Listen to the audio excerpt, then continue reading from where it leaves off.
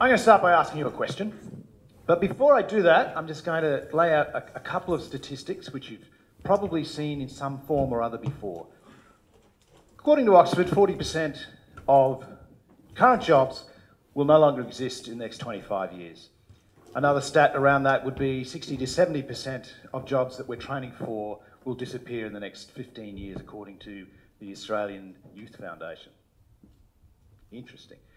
Bernard Salt would put this in a different way, in a demographer's way. There is no job, enterprise, nor government department that will not be reimagined within the lifetime of the current generation. That would be you guys, right? So my question for you, what do you want to be when you grow up? Hard question, particularly since you actually don't know what those jobs are going to be. So what are you going to be when you grow up? It's actually been a hard question for a long time. It was a hard question when I was growing up, when I was kind of at that kind of wannabe school across the river there. It was, you know, when we were growing up, it was like, we really didn't know what we wanted to do either, but our choices had some limitations to it, right? They were reasonably well defined. You know, you could do a trade, you could be a plumber, a chippy, or whatever. You could become join the services. You could go to university. You know, you could study engineering or law or whatever. And if you did those, you kind of had this expectation that would lead you down a path that would set you up for most of your life, right? It didn't mean you kind of knew what you wanted to do, but you figured if you got a choice, you knew where you were going to go. Your choices today are far more complicated. There are far more options you can decide to do, far more choices, far more paths you can take. But beyond that too, of course, once you take a path, you then, you know, in a number of years need to change that path because that job won't exist anymore, so you've got to do something else, right?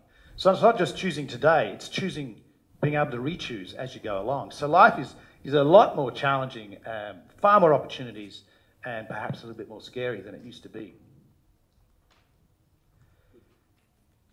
So for me, I chose to do electrical engineering, or in fact, I chose not to do a bunch of other things. My mates were doing electrical engineering, kind of good at maths. I thought this will probably be okay.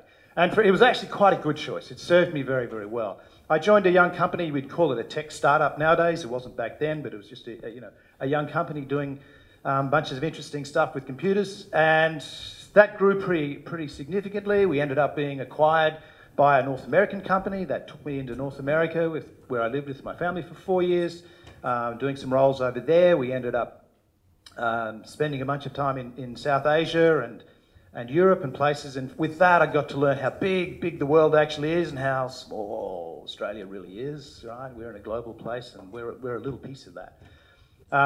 Great place, great little piece of it, a little piece nonetheless. So after that I did a bunch of things in health and ran my own company and did a bunch of things, but got to deal with inventors working with an industrial design company. But for the last 4 years I've had probably the most interesting time, and that's been where I've been engaged as the director of this thing called iLab.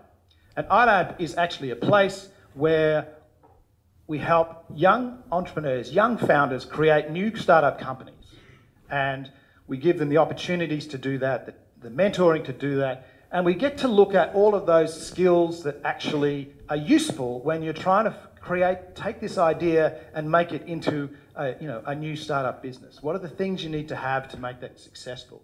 And also, what are the characteristics that you use to grow that or fail it quickly, right? That's the other piece of it. You don't want to spend a lot of time doing something for a long time that's not going to go anywhere. So you need to learn about that. So we've learned a lot of skills. So my idea for you today is that as you are challenged by all of those choices, and those choices you're going to have to make again and again in this new disrupting world, is I think those startup skills will put you in, give you a great foundation to be attacking that. They're not academic skills, they're experiential skills. I'm going to talk about that.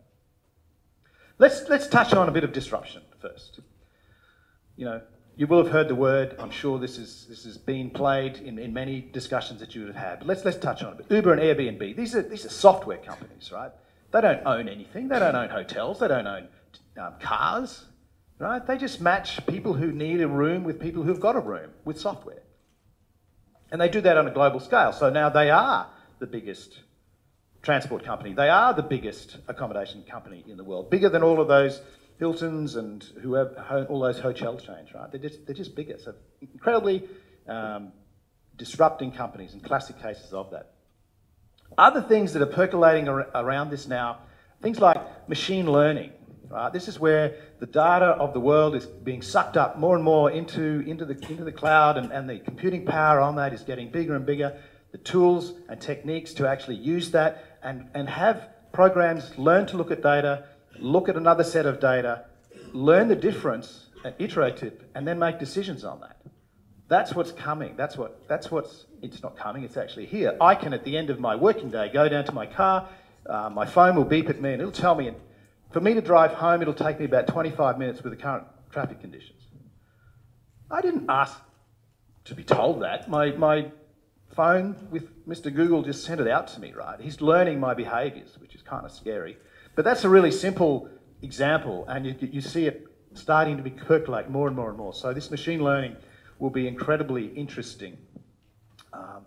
The previous speaker was talking about the things, the rational thoughts that we do to make decisions on. A lot of those rational thoughts are going to be done with computers, which, by the way, leaves you a great opportunity to have more intuition and use that side of your brain a lot more, because computers aren't really good at that, right? So, other things that you can see following from that, health, law and accounting, you know, these are classic career paths that have been around for decades and decades. Whole pieces of that are moving into this territory where this is information, I look at it, I compare it to past information that I've got, past knowledge that I've got, and I make a decision on that, right? Computers are actually really good at that, particularly when it gets to be more and more repetitive. Right? So there's whole big chunks of those areas of careers that are going to be turned on their head in the future, in the not too distant future. So it's not that doctors will go away, but they will shift in what they need to be good at, and away from a lot of the repetitive stuff that they don't need to be, they're not going to be as good as computers are at. Banking's really interesting. There's been some noise about Bitcoin. I'm not sure if you've seen that in the press of late, but banks exist because that is where I can put my money. It's safe, it's been trusted, it's secure, and if I want to send it to my mate across the world, I can do that through my banking system and I know it will get to him. That's been the fundamental basis of banking for centuries. What Bitcoin does, and the technology underneath that, is actually, it says that within this distributed computing network, I can securely and in a trusted way take my currency and send it from where I am in that network to where you are in that network without having this bank in the middle anymore. That's why banks are really concerned about this type of technology. Ubiquitous knowledge access. This is kind of a weird thing, but you know, smartphones, like you get smartphones now for less than $50. Less than $50, right? And if you imagine now that all of those people in the world who've never been able to afford, you know, such a tool, now have such a tool, that they can actually use that to access all the knowledge that we can access, right? So all of those developing countries, all of those third world countries, they now have fundamental access to information that they've never ever had before. You know, the ripple effects of that, I think, globally are going to be really significant. Really significant. So you have a whole range of things that are disrupting the world, right? So what about things that we're doing locally? Let me give you an example of something that's happening locally.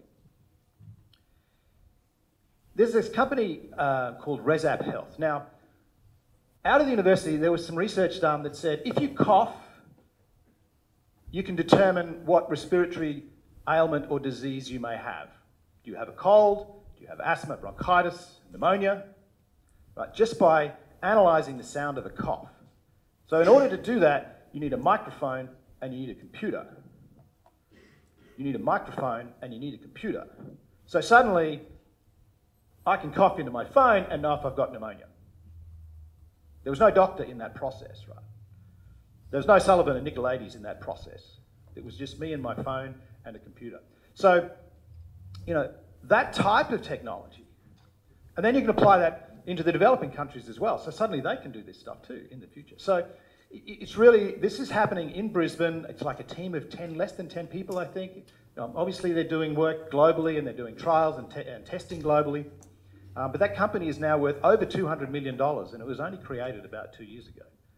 And it's because it's the technology can be scaled really quickly and simply using the tools that we have today. But that's, that's a very interesting example of disrupting the testing of medical testing space. So, that's interesting, all right? So the world is changing a lot. Yes, you know that. People are doing interesting things. That's fantastic. So what is it that you should think about doing that actually is going to help you have a place in that future, have a role in that future, have a leadership place in that future? So this is my idea. I think with all of the skills that you get by playing in the startup space, then I think that will serve you well. So what are those skills? First one I want to talk about is this area of ideas and ideation and intuition. That this is where you look around and you see things and you think, that can be done differently now. I can do that in a different way now. I don't need to follow what everyone has always told me because that no longer is relevant. I can upend that. I can do it in a different way. Look for those ideas. So this ideation phase, this ability to look around you and take different paths. Right? Don't neglect that. The second one I want to talk about is this thing called execution. Right? If you ever go to a startup thing, you will see a t-shirt that says execution is everything. Right? And that's because in this space now, you can do things really quickly and really cheaply, and that gives you the opportunity to actually test things by doing rather than overanalyze things and taking a much longer time. So getting in and doing becomes a really valid form of proving what you have is correct or not. And you learn a lot by doing. You learn a lot more by doing than by reading about something. You learn a lot more by talking to real customers than you do about thinking what they should have. So if you have this idea, if you have this intuition about something, then go and execute on it really quickly. Go and test it out. Don't just mull on it for too long, right? So execution is a really important skill. And if you execute on something and find actually that, no, it doesn't work, well then move, change, do something else. Pivot, as they say. Teams and people are really important too. So this isn't a new thing. It's not like the startup scene has always said that you need a team to go forward. You need to collaborate. It's always been important, but it is really important that you're able to find people who can work with you on your passion and get this thing underway. Right? So finding these what we call co-founders, people who are not you though. You don't want the same you beside you. Because that doesn't give you a different viewpoint. That doesn't provide you a different skill. So you need to find people who are different to you and who provide different skills and different outlooks, and there's a diversity that's a really benefit. So look for other people around you who aren't just like you, but who you can collaborate with. So this collaboration is important. Communication and pitching. You'll not go to a startup event where you won't see somebody pitching, right? You'll go to a startup weekend or a hackathon or some of these things, and in the end, they'll all end up with somebody pitching. Why is pitching important? Because you can't get support for your idea. You can't find people to work with you. You can't find customers. You can't find people to give you money if you cannot take them on your journey. So you need to be able to learn to pitch. So communication and pitching is another very important skill. So in a sense, that's what I'm trying to talk to you about. In order for you to succeed in this new world, you need to evolve quickly. You need to be able to take ideas and execute on them quickly. You need to be able to bring people along with you on that journey. All of those are startup skills, and you can find those by playing in the startup space, by going to events, by joining some of these weekends, by doing some of the programs that the schools are offering and the universities are offering, and a lot of the great startup ecosystem around town is offering. It's a brilliant place to be right now. Lots of things happening. And this isn't because I think you should start your own company, right? Hopefully some of you will because of that. But I think it is not too far down the track that the bigger companies are going to come to you and say, what startups have you done on your CV? What have you done to create your own initiatives? And they're going to look at that on your CV because they want people who can help them disrupt their own companies because they know they have to change. So they're going to look for people who can do these things as well, right? So I think it's really important.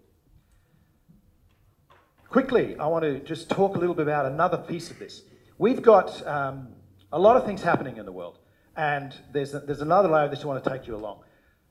Recently, our Prime Minister talked about innovation as the saving of the nation, and he was talking to a crowd that had this tradie in it, this welder in it, and his response to that was, I really don't understand.